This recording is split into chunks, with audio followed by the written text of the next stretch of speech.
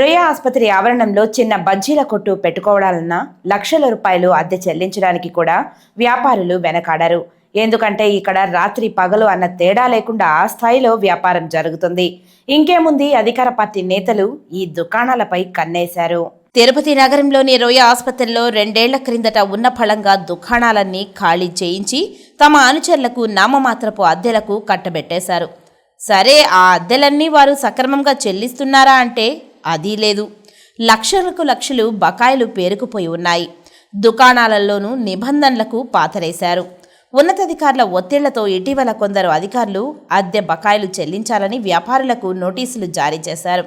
వెంటనే అధికార పార్టీ అప్పటి నుంచి ముఖ్య నేతల నుంచి ఆ షాపులు మనవాళ్లవే, అద్దె నిదానంగా ఇస్తారు, ఇచ్చినప్పుడు తీసుకోండి, అప్పటి వరకు అద్దె అడిగి మనోళ్లని ఇబ్బంది పెట్టొద్దు అనే ఆదేశాలు వచ్చినట్లు సమాచారం.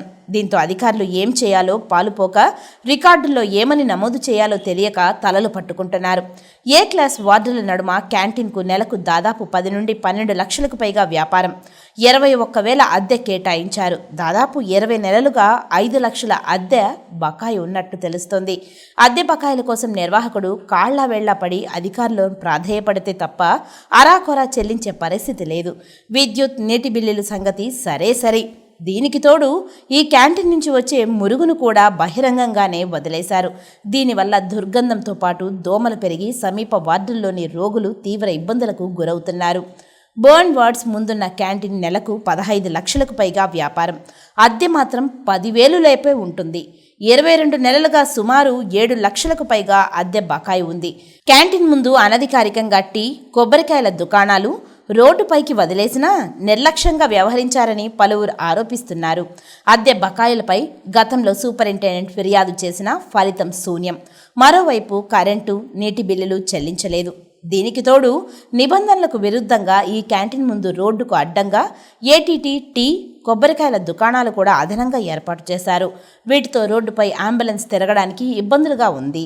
క్యాంటీన్ నుంచి వచ్చే మురుగును బహిరంగంగానే వదిలేస్తుండడంతో ఈ మార్గాన్న వెళ్లాలంటే ముక్కు మూసుకోవాల్సిందే. అలాగే పోలీస్ అవుట్ పోస్ట్ పక్కనే షాపింగ్ కాంప్లెక్స్లోని దుకాణం ఉంది.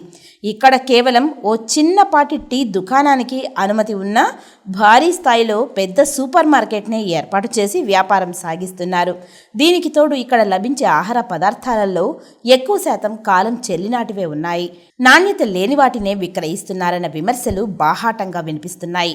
ఇకనైనా అధికారులు స్పందించి షాప్లో బకాయిలు వసూలు చేస్తారా, ప్రభుత్వ ఖజానాకు గండి కొడతారా అని వేచి చూడాలి మరి.